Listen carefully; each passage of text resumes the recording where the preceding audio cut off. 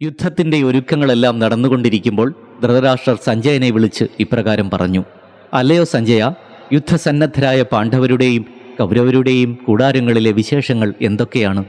ഏതായാലും ഇനി യുദ്ധമുണ്ടാകുമെന്ന് തീർച്ചയാണല്ലോ. യുദ്ധത്തിൻ്റെ എല്ലാ ദോഷങ്ങളും എനിക്കറിയാം. ദുര്യോധനനെ യുദ്ധത്തിൽ നിന്ന് പിന്തിരിപ്പിക്കുവാൻ എനിക്ക് കഴിഞ്ഞില്ല. ഇത് കേട്ട് സഞ്ജയൻ പറഞ്ഞു: മഹാരാജാവേ, ഇതെല്ലാം അങ്ങയുടെ തന്നെ ദോഷമാണ്. ദുര്യോധനനെ മാത്രം കുറ്റപ്പെടുത്തിയിട്ട് കാര്യമൊന്നുമില്ല. അങ്ങയ്ക്ക് ദുര്യോധനനോട് ഒന്നും ഉറപ്പിച്ചു പറയുവാൻ സാധിക്കുന്നില്ല. അതാണ് സത്യം.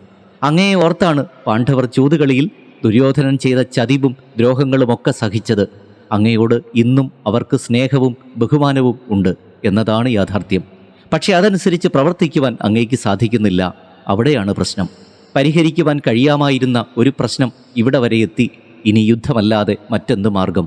ആ മഹായുദ്ധത്തിൻ്റെ ദോഷഫലങ്ങൾ എല്ലാവരും അനുഭവിക്കുക, അല്ലാതെ മറ്റൊന്നും മുന്നിലില്ല.